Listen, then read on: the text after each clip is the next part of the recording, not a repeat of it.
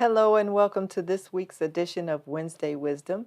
My name is JB Hilliard, and these are weekly video snippets of information designed to answer questions you may have about estate planning or probate or other legal concerns that may be impacting your household. And for this week's video, I am going to discuss those other legal concerns that may be impacting your household because I want to specifically talk about small claims court cases. So if you find yourself, whether you're the one bringing the suit or filing the claim of wrongdoing, or if you're on the other side defending yourself against such claim, then my message today is just be prepared. So for most small claims courts, for most jurisdictions, small claims courts are designed for people to be able to go through the process without the need of an attorney.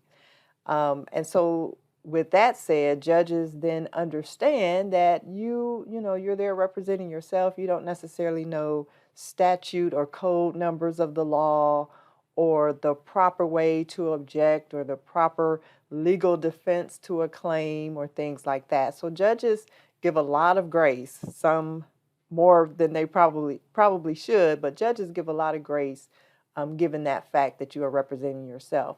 But that does not excuse you from being prepared with your WWWWWH, your who, what, why, when, where, and how. So just always think about the Boy Scout motto. I believe that's still a motto for well over 100 years now, or almost 100 years. Be prepared. So you want to, or the advice I typically give, I don't litigate on a regular basis. And then if I do, I stick to the small claims court types of cases. But what I usually advise and what I want to advise you of is this: to create a timeline of events that led up to you all being in court or being called to court in the first place.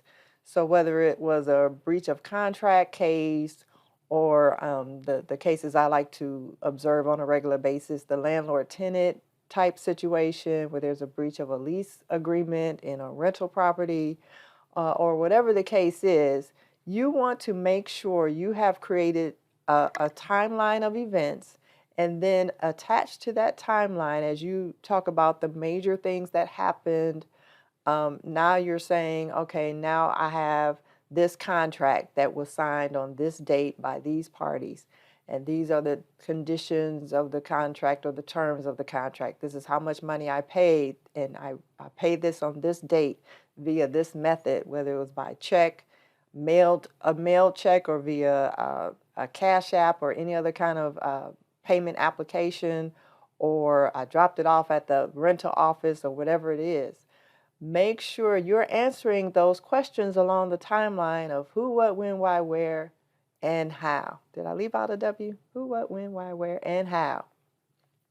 And so by doing that, now you're not only establishing a recollection of events, but you're also then helping yourself to pull up or determine what physical evidence you're going to need to substantiate your claim or your defense. And so, you can think about, for instance, well, let me back up a second, just to give you an example of what not to do.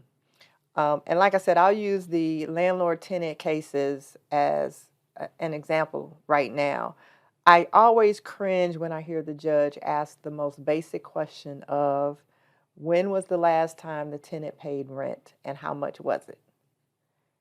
Sometimes the tenant is like, well, I think it was around such and such date, or it was the first week of June, and I paid the rental amount, the normal rental amount. Well, the judge doesn't know what the normal rental amount is unless you've already talked about that and introduced that in the form of a lease. And speaking of a lease, I cringe even more when neither party provides a copy of the lease during their case in front of the judge.